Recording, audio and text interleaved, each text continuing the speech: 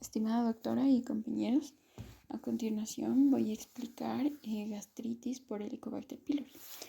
Helicobacter pylori es uno de los microorganismos más prevalentes a nivel mundial y una de las principales causas de gastritis en la población. Por lo tanto, el estudio de su anatomía, su fisiopatología, diagnóstico y tratamiento forma parte básica del estudio. Bien, su transmisión tentativamente es por vía digestiva, es decir, al igual que con otras bacterias, la higiene de los alimentos y la higiene de las manos forman un papel esencial para la prevención y obviamente evitar el contacto y ser un portador de esta bacteria. Es gram negativa, microaerófila, a diferencia de las bacterias aerobias que utilizan grandes cantidades de oxígeno. Esta prueba sobrevivir con pequeñas cantidades, lo cual le confiere una resistencia más significativa que a las demás bacterias y desde luego un poder de prevalecer en el cuerpo y ser resistente a ciertos antibióticos de uso común. Por lo tanto, lo hace un microorganismo cuya erradicación va más allá de un simple esquema de antibiótico regular. Una de las características más importantes del Helicobacter es la presencia de flagelos terminales que le permiten mayor movilidad, lo que hace que tenga mayor resistencia ante los movimientos del cuerpo que se traten de deshacer de ella. Por ejemplo, los movimientos peristálticos de la vía digestiva, es decir, la presencia de estos flagelos y su movimiento ayudan al Helicobacter a prevalecer en el cuerpo y de esa forma burlar las defensas físicas del cuerpo. Afecta principalmente la mucosa gástrica. Es una de las principales causas de gastritis en la población, por lo tanto hay que tener muy en cuenta que en algún gran porcentaje de estos casos de gastritis la causa es bacteriana, o sea, esta puede ser erradicada con el uso de antibióticos. Bien, una de las características del Helicobacter es que produce una toxina denominada ureasa. Precisamente esta es la que hace que, a diferencia de otras bacterias, el Helicobacter pueda residir en el estómago y también nos facilite su diagnóstico y posteriormente comprobar su erradicación. Se dice que vive en la placa dental, en el tubo digestivo, esófago, estómago y en cierto porcentaje en la primera y segunda porción del duodeno, es decir, parte de la vía superior del tubo digestivo. Puede causar problemas a la salud, desde una gastritis hasta ulceraciones gástricas, perforaciones y puede generar cáncer gástrico, uno de los denominados adenocarcinoma gástrico. Bien, hablemos entonces de la morfología de esta bacteria.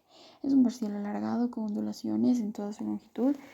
Comparte con otras bacterias las estructuras anatómicas básicas, incluidas pared y membrana celular. En la pared bacteriana encontramos otras estructuras que le distinguen de las demás bacterias. Una de ellas es la capa de adhesina. Son parte importante en la patología del Helicobacter. Y también tiene una segunda capa donde se forma una toxina denominada hemaglutinina. Tiene también en sus paredes la producción de la citotoxina, que es la causante de que se forme un cáncer a largo plazo por la presencia de Helicobacter. Y desde luego en su polo terminal cuenta entre 4 a 6 flagelos que le permiten mayor movilidad. Muy bien, hablamos entonces de los componentes de la pared celular. Uno de ellos es la citotoxina, denominado factor de virulencia asociada a citotoxina. Este en particular, como ya dije, es una de las causantes del daño celular, metaplasia y displasia a largo plazo. Es decir, si tenemos la toxina frente a las células del estómago, una vez que la toxina actúa, una de dos: puede dañarlas y matar las células, que sería destrucción del tejido, o por el contrario, convertirlas en algo que no son. A eso se le llama una metaplasia, cuando una célula cambia de una forma a otra, pero sin hacer daño, solamente va a cambiar su función y su anatomía. Pero cuando esta célula cambia a una función de agresividad y destrucción, se considera una célula displásica y ese es un paso previo para la generación de cáncer. Por lo tanto, la presencia de esta citotoxina en Helicobacter pylori tiene que ser un factor que no puede escapar de nuestra atención, sobre todo en la fisiopatología de la formación de tumoraciones gástricas. Bien.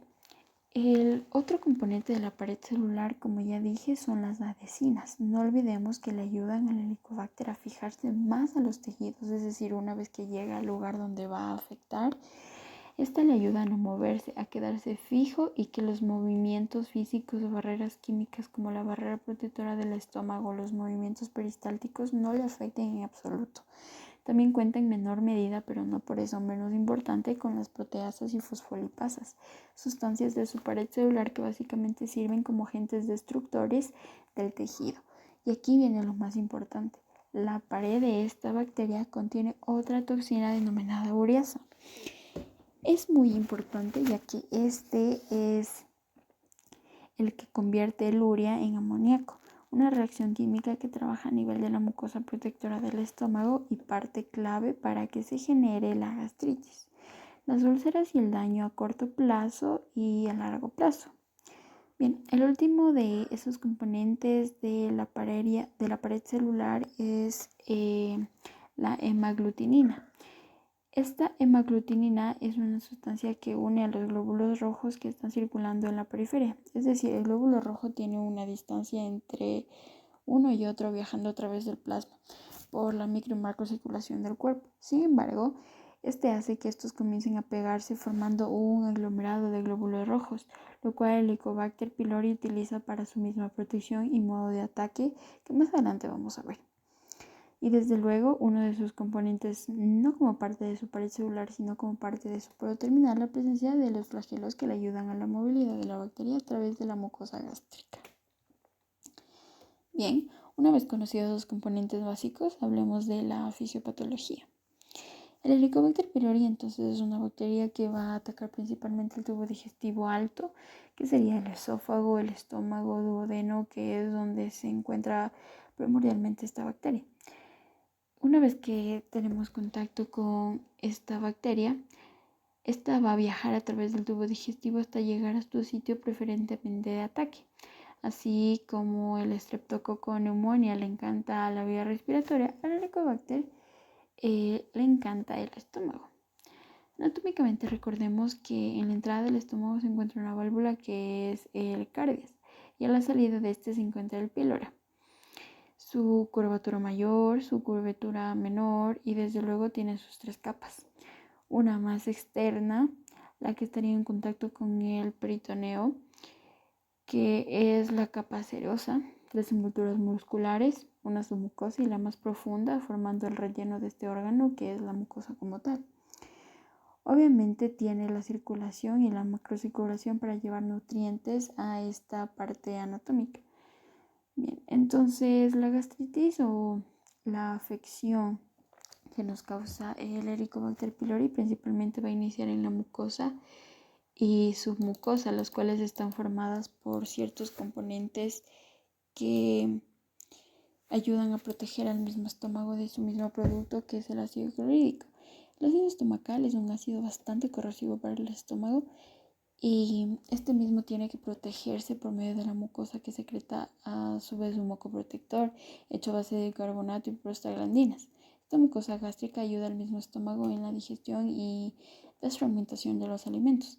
Es este el punto, entonces la mucosa y la submucosa son la capa, la cobija, el tapete protector para que el órgano como tal que es el estómago, no se ve afectado por el mismo ácido que él produce. Entonces, en base a esto, el problema es que cuando llega el Helicobacter al estómago no tiene malas intenciones. En realidad no es una bacteria del todo agresiva. Lo único malo con ella es que le agrada esta zona.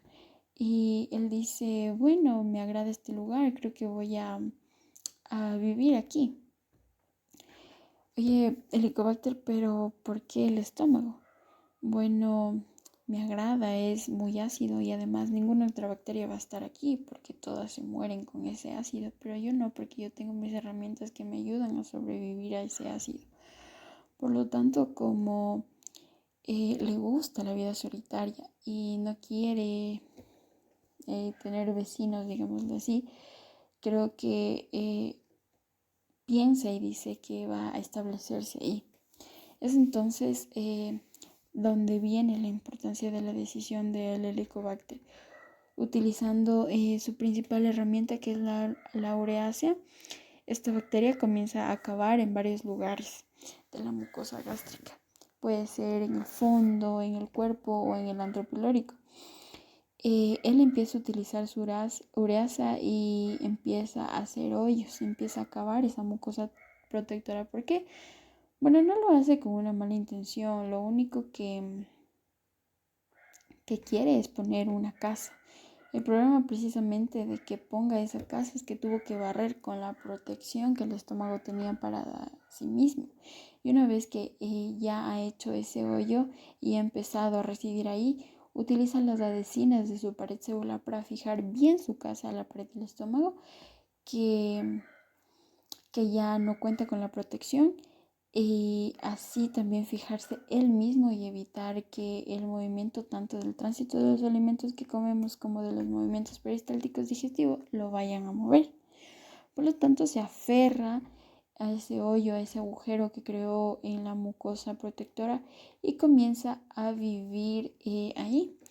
No olvidemos que también cuenta con sus flagelos, es decir, eso le ayuda a movilizarse más rápido a través de todo el estómago y poner varias viviendas y franquicias. Además que los flagelos también le ayudan a evitar el arrastre por los movimientos peristálticos y el arrastre por los alimentos ingeridos por la persona. Por lo tanto, bien por el helicobacter y mal por el estómago porque se queda sin esa capa protectora. El problema radica en que el estómago va a continuar formando ácido en todas las paredes de la mucosa gástrica. Donde todavía haya mucosa, haya moco protector, no hará daño. Pero una vez que llegue a la zona donde el Helicobacter pylori ha escarbado para poner su casa, es donde va a empezar la irritación, el ardor y desde luego la destrucción e inflamación de la submucosa y capa muscular, que como no tiene la capa protectora del moco gástrico, al tener contacto directo con él y con el ácido se daña, generando destrucción, inflamación y obviamente el típico y característico dolor de la gastritis. Eso es algo con lo que el Helicobacter pylori no contemplaba. ¿Por qué? Bueno, porque al haber hecho ese agujero y al haberse vertido el ácido estomacal en esa parte sin protección, el cuerpo no se va a quedar obviamente de brazos cruzados. Es decir, el cuerpo notará que hay una inflamación, notará que se está generando daño en alguna parte del mismo y entonces va a llamar a las células de la defensa. Van a captar que en algún punto hubo un daño directo por el ácido clorhídrico y entonces ellos van a llegar a la zona. La defensa del cuerpo tiene que ir a ver qué es lo que está causando ese daño. Eso representa entonces un enorme problema para el Helicobacter. ¿Por qué? Porque se da cuenta que ya vienen los linfocitos, la defensa del cuerpo, a despojarlo de ahí. Entonces, esta bacteria dice, bueno, yo no quería hacer daño, solamente quería poner mi casa aquí, yo no tengo la culpa de que el ácido estomacal llegue y esté rostizando la parte sin protección, pero bueno, así como cualquier persona consciente, no se va a ir de ahí solo porque sí. Va a utilizar entonces a la hemaglutinina. Acuérdate que ya mencionamos que tiene una sustancia dentro de su pared celular para hacer aglomeración de glóbulos rojos. Entonces el Helicobacter, en un intento de burlar la reacción inflamatoria, utiliza la hemaglutinina, la cual comienza a generar una aglomeración de glóbulos rojos en la zona del ataque, en la zona donde está su vivienda, para así evitar que las células de la defensa lo saquen de ahí, de ese lugar que tanto le gusta para vivir. Bien, entonces esto genera un problema. ¿Por qué? Porque con lo que no cuenta el Helicobacter es que al aglomerar todos los glóbulos rojos en la zona del daño, también está tapando la circulación, tanto la circulación normal como la microcirculación, que normalmente llegaría a la mucosa y a la submucosa para llevar nutrientes y ayudar a la regeneración rápida, es decir, la circulación debe en su sangre nutrientes y oxígeno a la mucosa para que pueda responder ante una gastritis, ya que llevan todos los nutrientes para que esta capa de moco protector pueda regenerarse y adiós problema. Sin embargo, al estar todos los glóbulos rojos aglomerados por esa hemaglutinina, se disminuye la circulación, los factores curativos, y eso hace que la zona que está siendo quemada periódicamente por el ácido clorhídrico no tenga una reparación o una cicatrización adecuada, perpetuando el daño y generando cada vez más ataques agudos de gastritis. Por lo tanto, eso representa un grave problema, porque al no haber reparación sigue habiendo ardor y daño en esa zona donde el Helicobacter tiene su casa, lo cual obviamente es un mayor problema para el Helicobacter. ¿Por qué? Porque es entonces cuando dice, bueno, Si ya tengo que dejar esta casa, entonces voy a entrar en guerra y voy a utilizar mi citotoxina, mi factor de virulencia más bravo, es decir, ya basta de evitar a los linfocitos del sistema inmune y voy a pelear directamente con estos. El problema entonces es que por un lado el Helicobacter se va a poner a pelear con el sistema inmune se va a poner a pelear obviamente con él, pero sobre este suelo dañado, y eso va a generar, además de la irritación y la quemazón que ya genera el ácido clorhídrico, va a generar inflamación por parte de los daños colaterales de esta lucha. Y esa misma inflamación a su vez va a ir generando más y más daño a la submucosa, hasta incluso llegar a afectar las capas musculares. Es ahí cuando ya esta enfermedad pasa de ser una simple gastritis a generar una úlcera. Y una úlcera que ya afecta a las capas musculares tiende a generar sangrado, que se manifiesta por una hematemesis o por evacuaciones melénicas. Entonces ese es un grave problema porque por un lado está el ardor que genera el ácido clorhídrico, por otro está la citotoxina y sus proteasas, por otro lado se encuentra el sistema inmunológico luchando, está la quemazón por parte de las secreciones gástricas y además si esta persona reúne criterios de aceleración del daño gástrico como ingerir tabaco, alimentos irritantes, exceso de café, exceso de todo esto, eh, puede estar exceso de grasas, que por sí solo son alimentos que irritan el estómago. Obviamente entonces el daño va a ser todavía mayor. Y la acción de la hemaglutinina que sigue estorbando la reparación del mismo estómago porque no deja llegar a los nutrientes para que todo esto pueda ser regenerado, pues tenemos un círculo vicioso en el cual hay inflamación, hay episodios que a veces se van hasta los años, es decir, años y años con ataques, reagudizaciones y episodios cada vez más frecuentes, cada vez más intensos de gastritis. Esto es precisamente lo que está pasando, es decir, el Helicobacter peleando con dientes y con uñas para que no lo saquen de su casa, el sistema inmunológico generando destrucción e inflamación, la hemaglutinina taponando el aporte de nutrientes para la reparación, lo cual puede generar entonces un círculo vicioso que aumenta y aumenta y aumenta cada vez ese hoyo que se generó en un principio para la casa hasta llegar a dimensiones más profundas y consecuencias como la perforación. Es decir, todo este proceso inflamatorio y de daño químico e incluida también la dieta, como ya hemos mencionado, sigue afectando esta bolsa del estómago hasta que sus 3 capas, incluidas la serosa, revientan. Y entonces hay un sangrado interno y esta es una situación catastrófica porque no solamente es un sangrado, sino que el ácido clorhídrico del estómago quedaría vertido hacia los intestinos, hacia el hígado, hacia el peritoneo, hacia las asas intestinales del colon. Y entonces así tendríamos cuestiones obviamente que serían desastrosas y podrían desde luego poner en riesgo la vida de las personas que la padecen. Por lo tanto, esta sería de las peores consecuencias que puede traer una gastritis crónica y entonces sí, ahí estaríamos en un enorme problema. Sin embargo, como verás, el Helicobacter lo único que quería era poner su casa. El problema es que eligió un mal lugar para ponerlo, malas herramientas y quitó una protección básica para el órgano al que decidió habitar. Por lo tanto, lo más importante en esta patología, en esta situación de la gastritis, es que no se pierdan los factores protectores. Bien, entonces ahora vamos a hablar de los diferentes factores de riesgo, que son todos estos factores en cuanto a lo que la gastritis se refiere. Si tú tienes el Helicobacter, ya tienes un enorme factor de riesgo para ser una persona con gastritis. Pero si también tienes los malos hábitos alimenticios, tus dietas desde luego incluyen muchos irritantes, obviamente también esos son factores que debilitan la defensa de la mucosa gástrica, otros factores como el tabaquismo, el estrés emocional, cirugías y sobre todo también el consumo de ciertos medicamentos, los antiinflamatorios no esteroides. Hay que tener mucho cuidado con este grupo de medicamentos, ya que son conocidos precisamente porque a la larga causan daño en la función renal. pero también rehabilitan la protección del estómago. ¿Por qué? Porque recordemos que una de las partes fundamentales de la mucosidad gástrica protectora son las prostaglandinas. Estas ayudan a que los nutrientes lleguen, a que la circulación, la reparación y regeneración celular sea provechosa y a su vez la producción del moco protector esté en un buen equilibrio. Lo malo es que las prostaglandinas también son mediadoras del dolor. Por lo tanto, los antiinflamatorios no esteroides como los naproxen, diclofenaco, etc., actúen para quitar el dolor y la inflamación, inhibiendo las prostaglandinas. Por un lado, te quitan el dolor y la inflamación, pero la ausencia de prostaglandinas no permite que el estómago genere su protección ante su mismo ácido clorhídrico, generando un factor de riesgo enorme para la formación de gastritis. Ok, entonces hablamos del diagnóstico.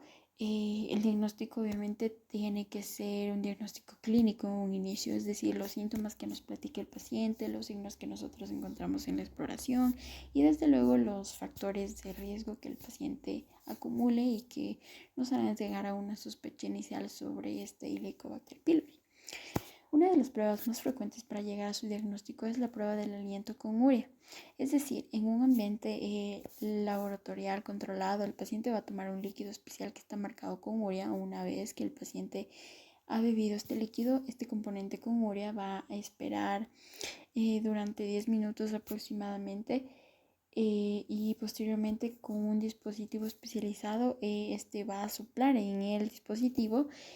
Va a ver si dentro de la secreción gástrica, dentro del estómago, se encuentra el Helicobacter. Entonces, si hay la presencia, esa urea va a ser descompuesta y a la hora de soplar, el paciente en su aliento se va a encontrar grandes cantidades de dióxido de carbono. Es una prueba muy confiable, con muy buena sensibilidad, pero poca especificidad. Otro de los métodos diagnósticos es buscar en sangre los anticuerpos contra el Helicobacter pylori. No olvidemos que el sistema de defensa está peleando en contra de la bacteria y si tú encuentras estas células de defensa, bueno, obviamente hay que decir que está dentro del cuerpo y que es lo que está ocasionando la gastritis en primer lugar. También se puede hacer un examen coprológico, es decir, un análisis de las evacuaciones del paciente para encontrar rastros genéticos de Helicobacter pylori y su presencia en el cuerpo. Uno de los métodos, el más preciso y específico hasta el momento, es la toma de biopsia por medio de la endoscopía, donde se entra con un endoscopio y se toma la muestra para posteriormente analizarla al microscopio y ver la presencia ya sea del Helicobacter pylori o incluso la presencia de su toxina, la ureasa, que es lo más específico y preciso para llegar a su diagnóstico. Incluso una vez que has iniciado tratamiento para la reivindicación del Helicobacter pylori, se recomienda otra toma de biopsia. Otra toma de endoscopía para ver que ya no se encuentre ahí. Por lo tanto, es un método, a pesar de que es invasivo, es bastante confiable y específico. Bien. Y desde luego las muestras, las secreciones, estas pueden ser teñidas con la tinción Gram, entonces encontraríamos el microscopio bacilos ondulados con características helicoides con flagelos y pintados de rojo.